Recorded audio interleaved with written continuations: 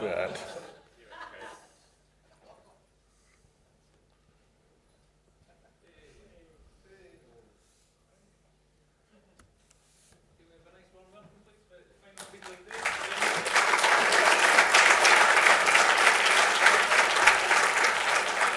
Thank you. Thank you so much. I'm really glad to be here. I'm the last speaker of the day. It's been a long day. You've been fed gobs of technical information. I am the closing talk, the last talk of the day. There's some rules that one should follow when doing the last talk of the day. You tend to want to be, since you're the last one, you kind of want to be a summary type talk, right? You want to gather up all the good information that's been talked about and kind of present it in a kind of more summary format than maybe the highly technical comments. We're not going to do that. You also want it to be very relevant to the work that you are doing on a day-to-day basis, because this is the last thing that you'll remember from this conference, and you want it to really relate to, how you're using this technology in your day-to-day lives. We are not going to do that at all. You also want to show good examples of whatever language that you're using. In this case, JavaScript. I guarantee you this will be the worst JavaScript you will ever see or hope to see. I hope you never see anything like this in your real production code. After the keynote today, I found one other, we're going to have fun. No matter what, we're going to have a little bit of fun here. But after the morning keynote, I discovered one thing. Don't copy your intro from the opening keynote. I had to add that one. Okay, so I need some audience participation. I need one person to pull out a calculator that does cosine in radians. Okay, does someone have a calculator with them? Surely someone has an iPhone with a calculator app on it. Who said that?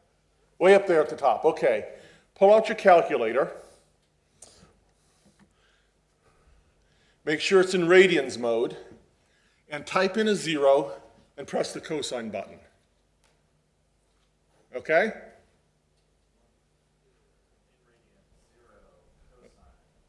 Okay, now press it again.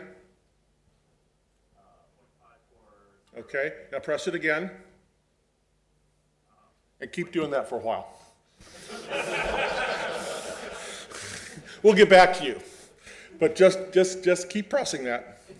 But listen as well while you do that. That should be easy. What I want to talk about today is what it means to be effectively computable. And this was, research in this was done by Alan Turing, who's, I think it was his birthday this past weekend. I know Google had a big Google Doodle with a Turing machine on it. So Alan Turing actually did quite a lot of research into what it means for an algorithm to be computable. Could it be done by computer? And he designed something, a mental model of a computing machine called a Turing machine. Turing machine consists of a read-write head and an infinite tape that extends in both directions. And what you could do is you could move the tape forward or backwards. You could read the character underneath the read head, and you could write to that character underneath the read head.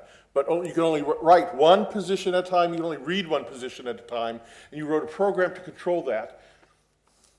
Found this video on YouTube, and this is really interesting. Someone actually built an actual Turing machine.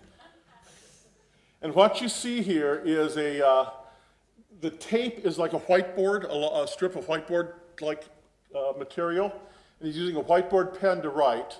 You see just to the right of the pen there, it's a little lighter there. That's a camera, and it's reading the number underneath. That roller that just ran erased that position. Now he's writing it. Now what he's doing, he's writing a binary counter. You see there's 1100, and he's going to go to the next iteration. He's going to find the last digit, change it to a 1.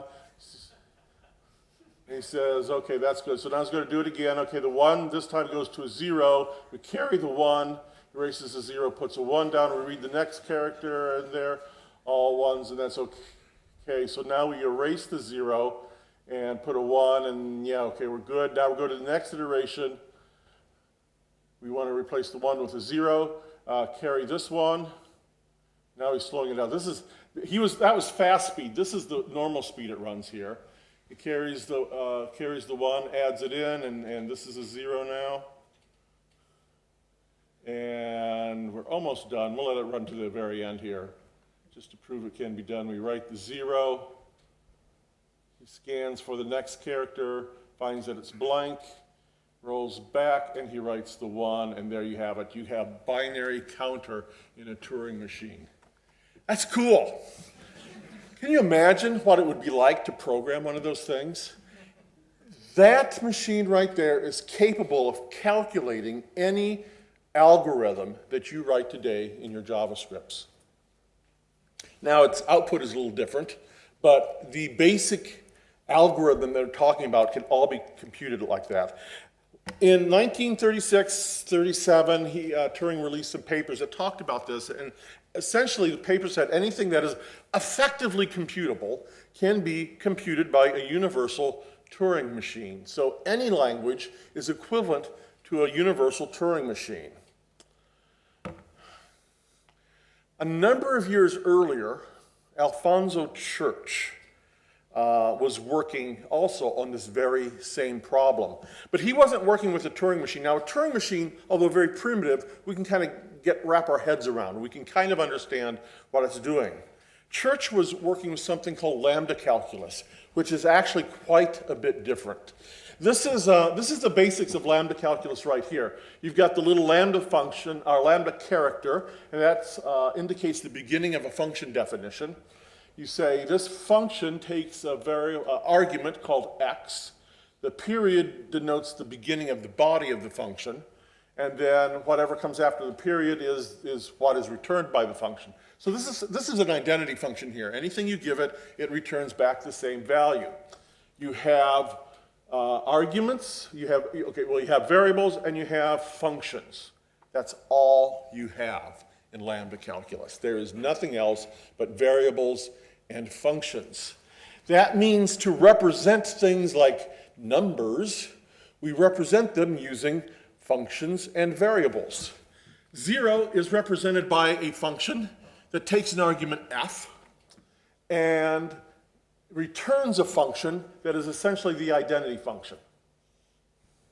1 is represented by a function that takes an argument f, and it returns a function that takes an argument x and returns the function applied to that argument once. 2 is the same thing except it applies the argument twice. 3 would be the same thing except applying it 3 times. These are called Church numerals, and this is how you represent numbers in Lambda calculus. True is a function that returns a function which would in turn returns the first argument. False returns the second argument. This is how you do if then else's in Lambda calculus. The first argument is the then part, the second argument would be the else part, and true or false returns whichever argument it corresponds to. Functions and variables are the only data type. As we saw, numbers are absolutely represented by that. Lambda binding is the only way to associate variables with values. And calculation happens via what's called beta reduction, and occasionally something called alpha reduction. You can see beta reduction here, where we have a rather largish lambda expression, and it begins with true, false, or it begins with true, and it's given the argument 1 and 0. We reduce it down to here. So we substitute 1 and 0 in for the arguments of true, and we get that. And then we apply the y, which doesn't appear in the answer at all, so all we get back is 1. So the expression here returns 1, and that's called beta reduction. And that's how calculation happens in Lambda calculus. That is the only way calculation happens in Lambda calculus. Just essentially expanding macros in the lambdas.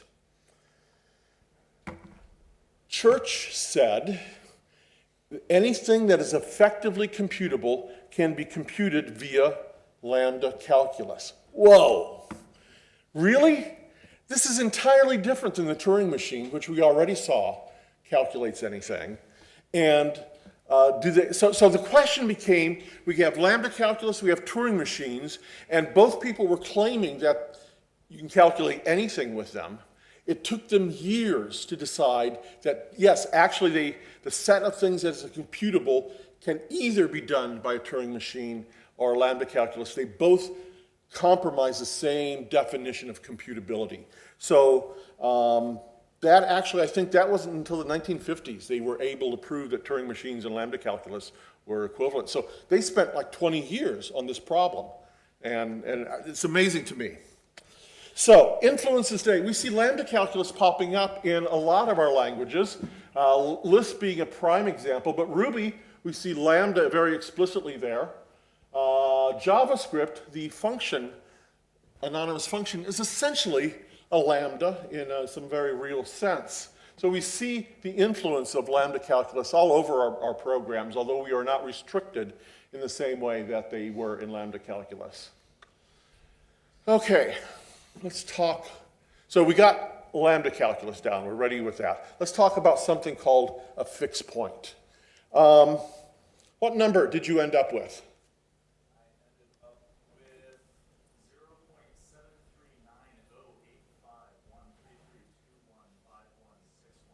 All right.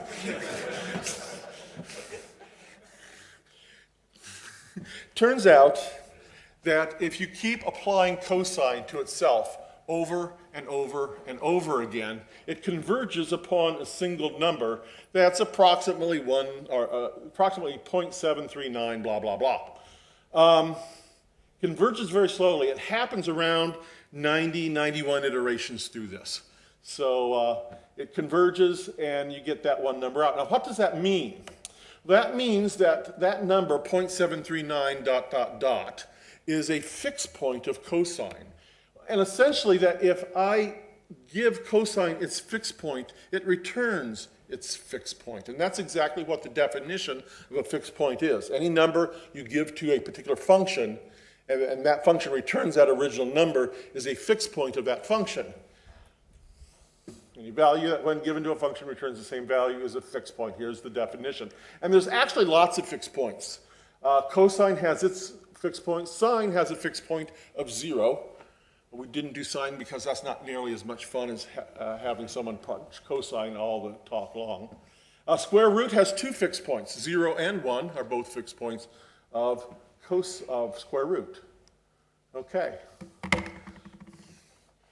I'm going to switch from slides. I got some slides that introduce some other topics, but I think I'm going to live code the slides, because live coding has gone so well today.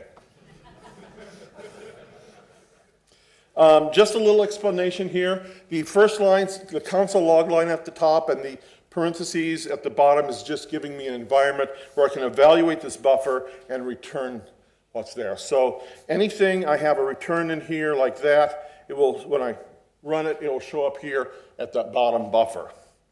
Okay, so let's talk about some things. So we have some vocabulary now. We know about lambda calculus. We know about fixed points. I want to talk to you about something called higher order functions. How many people are not familiar with higher order functions? Okay, a few. Okay, some people, okay, yeah, I don't know either. We're familiar what functions are, right? Let's define a function in JavaScript. Add 1 equals function of n that returns n plus 1. That's a really simple function, and we're going to call it right here on 10, and I expect that to return 11, and it does. Very good. Let's throw in another function just for kicks. Multiply 3.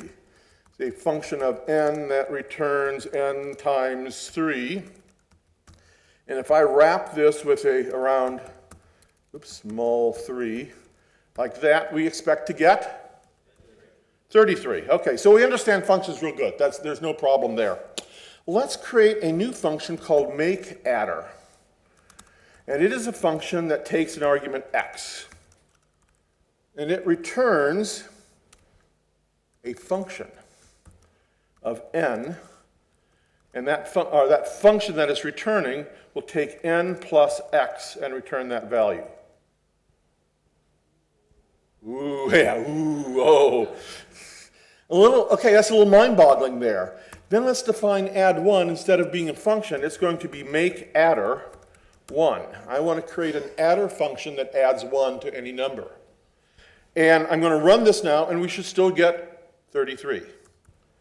And we do. So no change there. Okay? So I can create functions on the fly and return this. This is a higher order function. Let me do one more higher order function just to show you. I'm going to call it compose, and it's a function that takes two arguments, and they're both functions, f and g. And it's going to return a function that takes a number, and it will return the application of f on the application of g to the application of that number n. Okay, so we're composing two functions, calling one function and calling the other function right on top of it and returning its value. And let me create a new function down here called mul3 add 1 that is the composition of mul3 and add 1. And then let's take this definition down here, and instead of calling the two functions separately, let's call that composed function mul3 add 1, and that should return 33. Okay, so that's a higher order function. A higher order function is nothing other than a function that either takes arguments that are functions or returns a value that is a function. So it's kind of like operations on functions. Maybe meta functions might be another term for it. But that's all a higher order function is. So that's good terminology. Higher order functions. I'm making a list of things that we're learning here. We learned about fixed points already, so that's good. The next thing I want to cover is functional refactoring. Now, we're familiar with a lot of refactorings in object-oriented languages, and there's a couple refactorings that are particular to functional language, like JavaScript. And then we're going to talk about 5 of them, and then I'm going to use these 5 when we get down to the real code that I want to show you. So pay attention here. And in fact, everyone kind of, let me stand up, because this is where it's going to get hairy. Okay, stand up, shake your arms a little bit, stretch. Okay, sit down.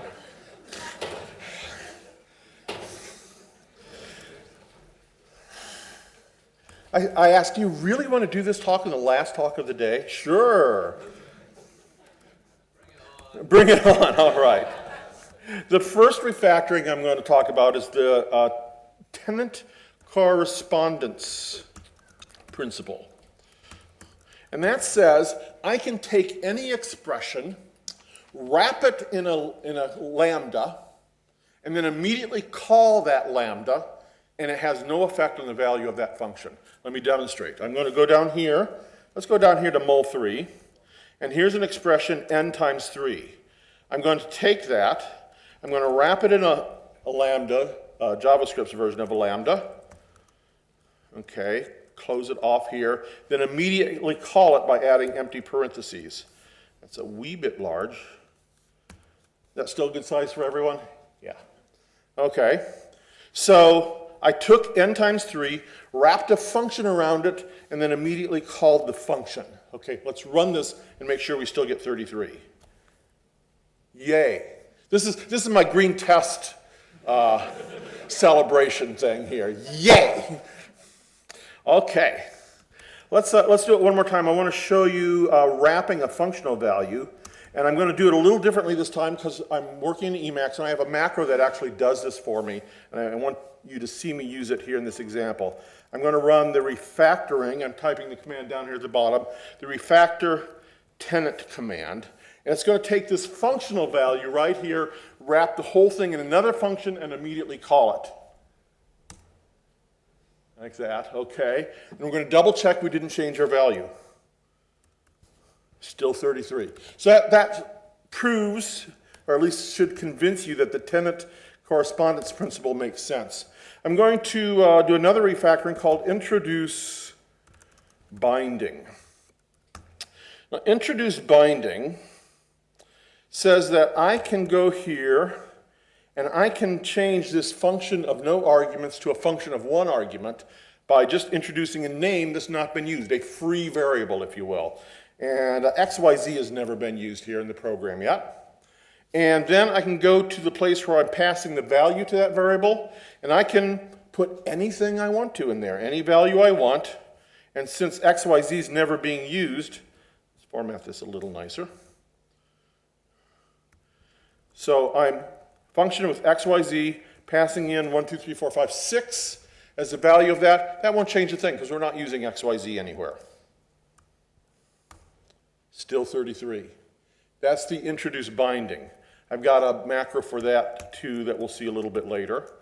And we also have a rebind, which is very similar. Rebind refactoring. And I'm going to apply rebind right here. So I've got a function of no arguments, and I'm going to introduce another argument, but I'm going to call it n. We're already using n. In fact, right here we're using n, and right here is where n is defined. So this n is bound to whatever value that n is given. But as soon as I introduce n here, now this n is bound to here. It's bound to a different declaration of n. So I've rebound that variable. The only way for this to remain, that won't make it change the value, is that I pass in the original value of n right there. So I've rebounded, passed in the original value. Everything should remain the same. And we'll run that, and we get 33. Okay, another one here is the function wrap. And it's a lot like the tenant's correspondence principle, but it's only used in a particular circumstance. If I have a function, if I am returning a function, this expression that is a function of one argument, I can wrap this in a function of one argument. I'm going to call the argument z, curly brace, close curly brace here. But instead, okay, tenant says I immediately would call the outer function. The function wrapping says, okay, if I'm returning a function, I can wrap that in another function and call the inner function as the body of my new function. So I can pass in z right here. And that should not matter a bit. And what did I miss?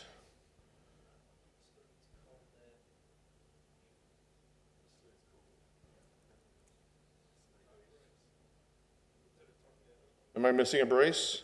No. Yes, I am. No. All the braces are there. Let's do this again.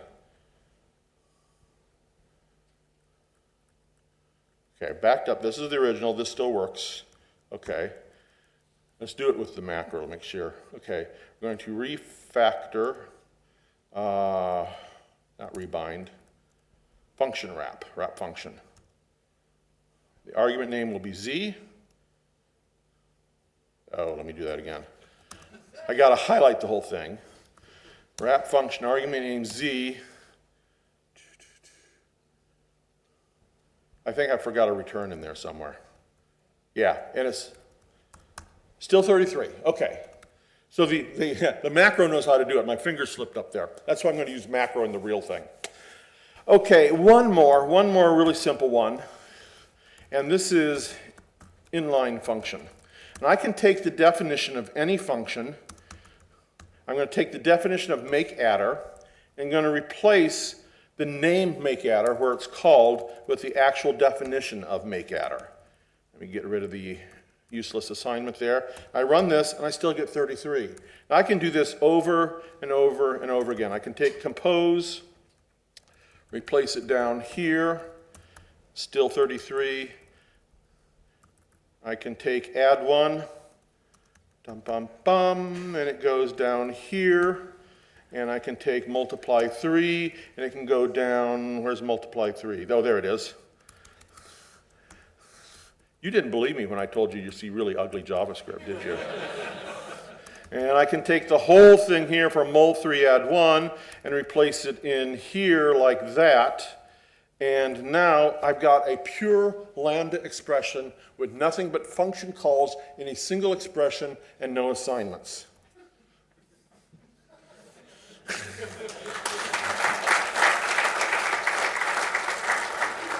Okay, how are we doing on time? Oh, good. Now we're ready for the real thing. Are you ready? Do you need to stand up again? Okay, you're okay. Good. So let's get rid of all of this. This was just practice for what's to come. The goal today is that I want to demonstrate that lambda calculus can compute interesting functions. And we're going to stick, now the function thing in JavaScript is not pure lambda calculus, so there's going to be some rules that we're going to need to abide by. In other words, no assignments, although as we work we'll be using assignments to kind of give things easy names to remember. But essentially I want to get to the point where I have a pure lambda expression that calculates an interesting function, and the function I want to calculate is called factorial. And we can write factorial pretty easily. Function of one argument, and if n is 0, then we return 1. Otherwise, we want to return n times the factorial of n minus 1. And I need a return in there. I always forget the returns. Does it seem funny that a functional language, you need to explicitly return things from the functions? Isn't that kind of the whole point of the function? Okay, sorry. Oops, I need to actually call it then. Factorial. And 5 is a good number because it's small. You need to return it. Return, I can't type. Return factorial of 5. And it's a small value. It is large enough that we're actually pretty sure we're doing factorial and the number can be easily verified. So I'm going to use factorial of 5 quite a bit, among other values. Now, I broke my rules here, right? I'm using an assignment statement. We can get rid of the assignment statement very easily by inlining the function. So let's just do that, like that. Get rid of the assignment. And all I did was the inline function refactoring. This should be the same thing. Uh-oh. Fact is not defined. We're using the name fact within the definition of the function fact. Can't do that. Oops. Can't do that. Well, rats. Well, we can't do that. Maybe I can do something like this. Maybe I create a function and have an argument fact, pass in that fact to here. Okay. So this is a higher order function here. This function right here on this line is a higher level function that takes a function fact and returns factorial. That seems a little silly. But in theory, if I can pass in factorial here, that should work. The problem is I don't have factorial yet. I can't assume what I'm starting with. So let's say instead of factorial, maybe I'll have something called a partial factorial, a partial function. Partial, there we go. I'm going to call this improver for reasons you will see in a moment. And before we go any farther, I'm going to need another helper function here I'm going to call error. It is a function of one argument, and it will throw an error that says should never be called. Okay, so if we call error, it will throw an error, and we will see that, oops, we goofed. Now what improver does, let's think about what improver does. Well, first of all, partial function is a function that's defined only over part of the range. A partial factorial function might be a function that works on, say, 0 through 10, but it can't calculate the factorial of 11. Well, if I had a function like that, I could feed it into my improver function, and it would improve my partial one that worked from 0 to 10 by adding another layer here, and I would get a new partial function that worked from 0 to 11. Okay, so I can prove it. And let's start by creating, I'm going to call the function fx. It's not a full factorial, but we'll call it fx. And I'm going to pass in improver, not unimprover, improver. There we go. And I need to start it with some function. I'm going to start it with the function error. And let's call fx on 0. Improver needs a return. Thank you. Haha, factorial of 0 is indeed 1. We've got our first step. Let's see if that works with factorial of 1. Oh, should never be called. Okay. Well, if I have a factorial that calculates up to 0, I can improve it. Improver. And now it works with 1. Will it work with 2?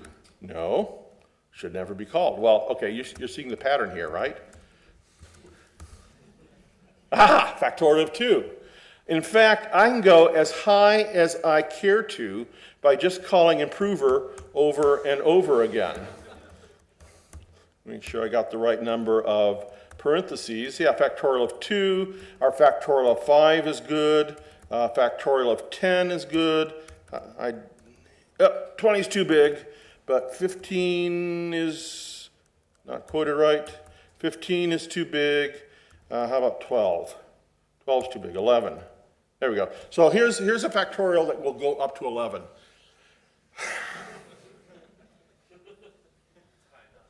It's high enough. You know, that is the key to good software engineering, is saying this is good enough. I could stop right here, but these computer sciencey guys, they want to deal with some theoretical things. How would you write a real factorial function? So far what we've proven is that with lambda calculus, you can write a factorial function that works up to a certain finite number. But you can't write a function that will work with any number yet. Okay, so let's see if we can go there. I'm using an assignment here. We're going to get rid of the assignment by writing a function that takes improver as an argument. Okay, and there's the function body. Then I'm going to call it, passing in this function here, and we'll get rid of the assignment here. And there, and there. Okay, so here's my improver function. I'm no longer assigning it. Oops. I'm no longer assigning this, but I am calling it in a function and passing it into here. So improver here will be what it was with the assignment. So that's no big deal. And I can prove that by saying improver, let's just do it twice, error, and calculate. That should handle up to the factorial of 1. Am I missing a return? Yes.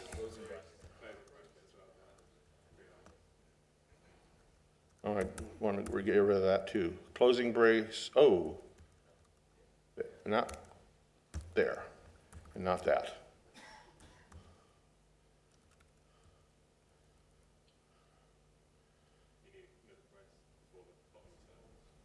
Before the what?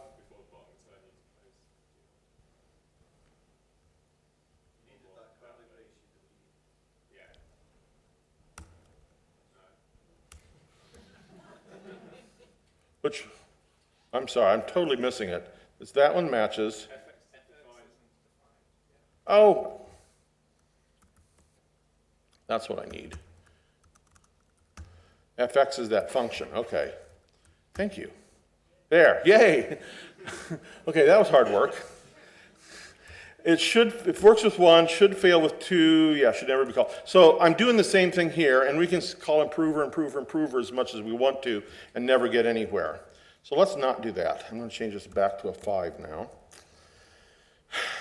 Let's do something weird, like we haven't been doing that way. Let's pass improver to improver. Now, strictly speaking, improver wants a partial factorial function. So this definition is no longer valid. We're actually passing the improver in here. And then down here, we need to rename this to improver. And this still won't work, because you'll get not a number. And the reason is that right here, where I'm calling improver wants an improver function. And I'm passing it a number. So what I need to do is give it an improver function. So now, let's break this up so it's a little better readable. There. Okay. So now I'm calling this, I'm calling improver on improver, and I'm hoping that it's going to give me something factorial-like, because that's exactly how I'm using it. And I'm returning improver on improver right here. And my God, it works. Does it do 10? Does it do 50? Does it do 100? Yes, we got a real factorial function out of this. So in essence, I have proven my point. I can write a pure lambda expression that calculates factorial, a general recursive algorithm using nothing but Lambda calculus principles. Are we done? Oh, I got some time left. Good. Because I don't know about you, but this is an awkward way to write a recursive function. Now, I mean, look at this. Our partial function is totally gone. It's got this improver thing, and actually improver is a bad name because improver wants a partial, and we're passing in another improver. I'm going to rename that to, this is kind of like a self-swallowing generator function, so we'll just call it gen.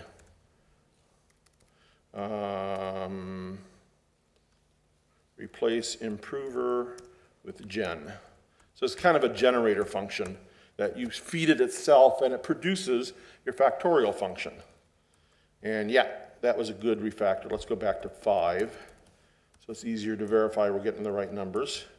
120, very good. Okay, so you've got this gen of gen here. The partial thing is gone. We're passing in gen instead of the definition of factorial. So this is just a really awkward way to write a recursive function.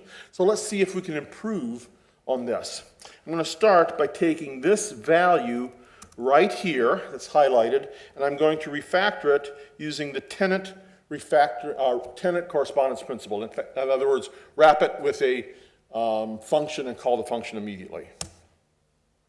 Okay. Bam.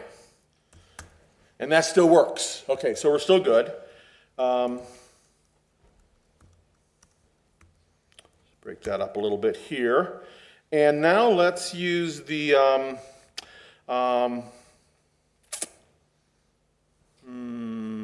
rebind. I am going to refactor, rebind the variable n. Okay, so that was refactoring, I think, number 3. Yeah, number 3. We just applied number 3 by rebinding n here and passing it in explicitly there. And it still works. Okay, so good. Let's do another tenant. From here, this value here, which is a functional value, I'm going to wrap the functional value in another function. Refactor tenant. There we go. Break up the lines just a little bit here. There we go. So that's a little better. And then here I'm going to introduce a new binding. And that new binding, refactor, rebind. The variable I'm going to name is going to be called code. And the value I'm passing in for, I didn't want to do rebind. I want to do refactor introduce binding. The variable is code, and the value I'm going to use is the error function. So essentially, oops, that didn't work. It's because I had my cursor in the wrong place. Try this again. Right there, refactor introduce binding variable code error. That's what I want.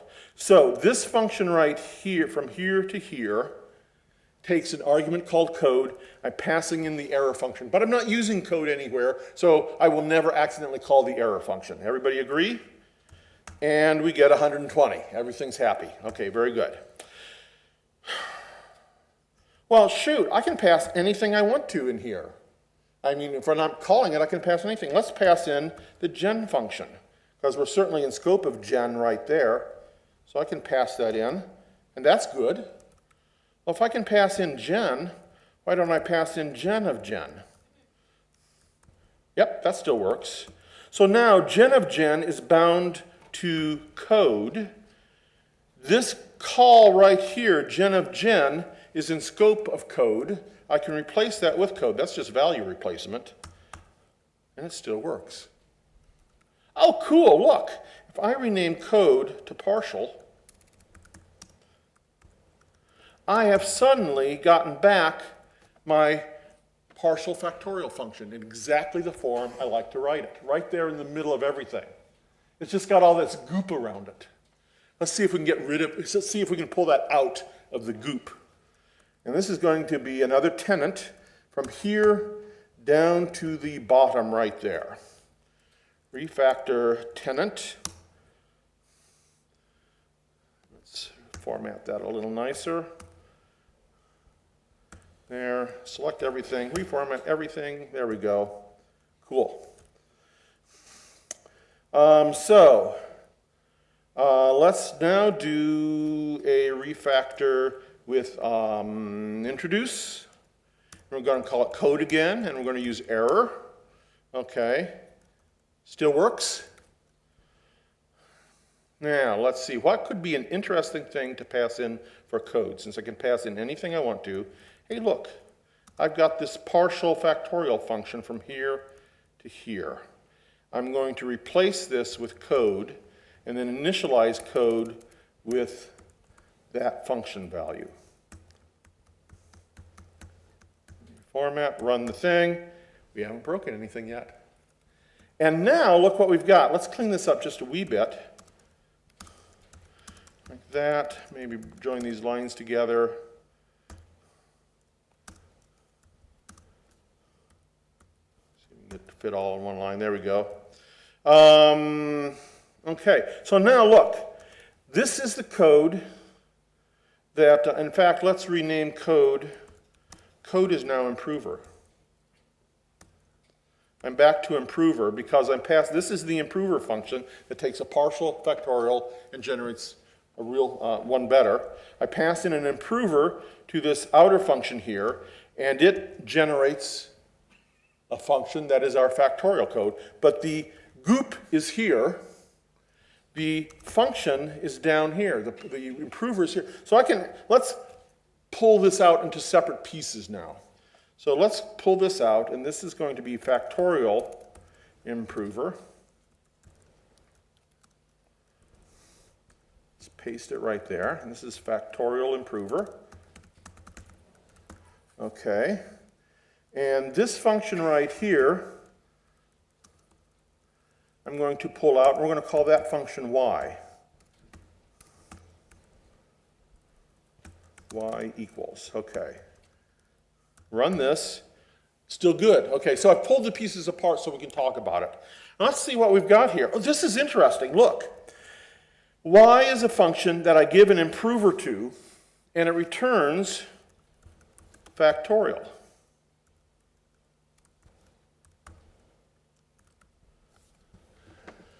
Y calculates factorial given an improver function.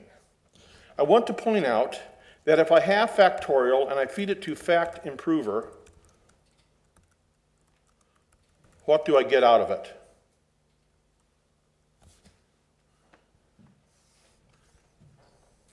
You can say factorial is the fixed point of factorial improver. Anything you give to a function, it returns the same thing right back, is a fixed point of that function. Factorial is a fixed point of the factorial improver. That means that y calculates the fixed point of an improver function. That is the y combinator right there. Now, you don't normally see it. If you look this up in a textbook, they don't use nice names like improver. They like to call improver f. They like to call the generator function g. So you'll normally see it something like this. Now, this is a form of the y combinator. It turns out there's a bunch of different functions that all work the same as the y combinator. This is the simplest one in my mind, and you can write directly to it. There's another form of this. If you look at a textbook, you'll generally see this form, and we're going to get to it by surprise, some more refactorings. The first refactoring will be, okay, f is our improver function, right? And g of g is our factorial function, because that's what we're returning. So if I call the improver on the factorial, I get the same thing back. That's what a fixed point is. So that's good. That's no change, and we can run that, and we see it's still 120. And now, let me take this value right here, and I'm going to refactor a wrap function on that. No, not a wrap function. Yeah, wrap function. What am I thinking?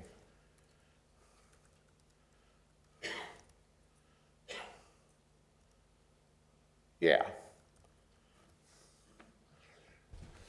And that's the form you'll probably see in a textbook. They like that symmetrical form where the body of the factorial function, the body of the y combinator is the same in both of the functions. So it's essentially two functions that look identical. And that's the form you'll see in a textbook. Yeah, I'm almost on time, just a few minutes over. And we're essentially done. I just want to point out one thing, that this is the applicative order y combinator.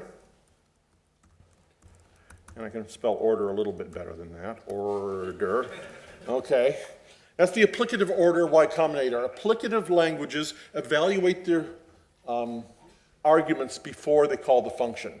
And that's what JavaScript does, that's what Ruby does, that's what Lisp does. They're all applicative order languages. If you were to write this in what's called a normal order language, like Lambda calculus, then you could leave off this function of n stuff in the middle there, and it would be a little bit shorter in the normal order version. But essentially, that's the Y Combinator. And it's absolutely useless for what you do day to day, because we don't need to do this to get to recursive functions. But doggone it, it was fun to see it get there. At least I had fun. I hope you did too. What was fascinating to me as I did this, I realized I could start with something and just apply refactorings over and over and over again to get the code to the shape I want. Now that actually might be accidentally useful to you guys, if you want to keep that one in mind. But all in all, that's Y Combinator. So tell me, why did Paul Graham name his company Y Combinator?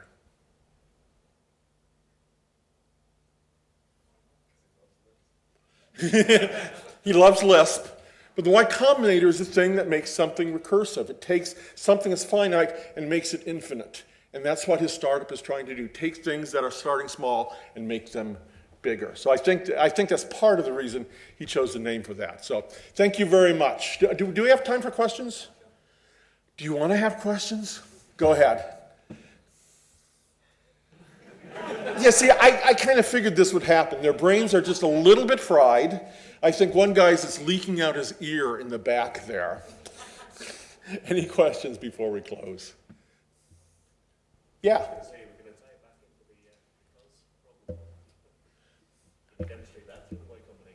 Demonstrate what? The cosine?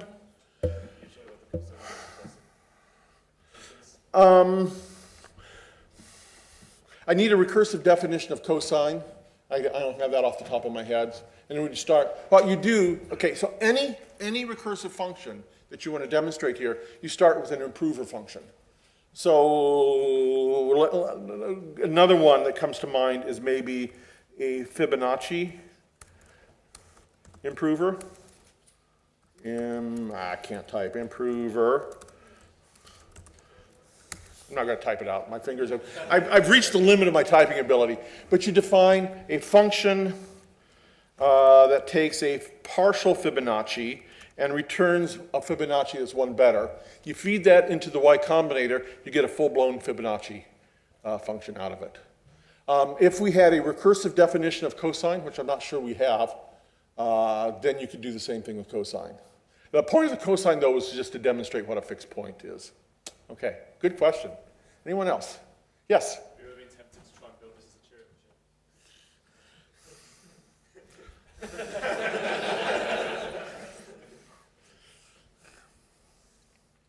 You know what? It's dangerous to throw out challenges like that. I was talking with a fellow worker one day, and we were discussing rewriting a very common Unix utility in Ruby. Because it'd be really useful, but we decided, no way, that'd be way too hard. No one would ever take the time to do that. In half an hour, I invented rake. So, yes. I was going to ask what a chief scientist does, but I'm not sure what. That's a good question. I'm not sure I can answer that. However, if you're aware, EdgeCase is now part of the new Context company. We've got Ian McFarland is over all of us now. I was talking with Ian that maybe I want to change my title from chief scientist. And he said, well, what would you like? And I said, I would like to be chief mad scientist. He felt that was a little too pretentious. So he countered with co-mad scientist.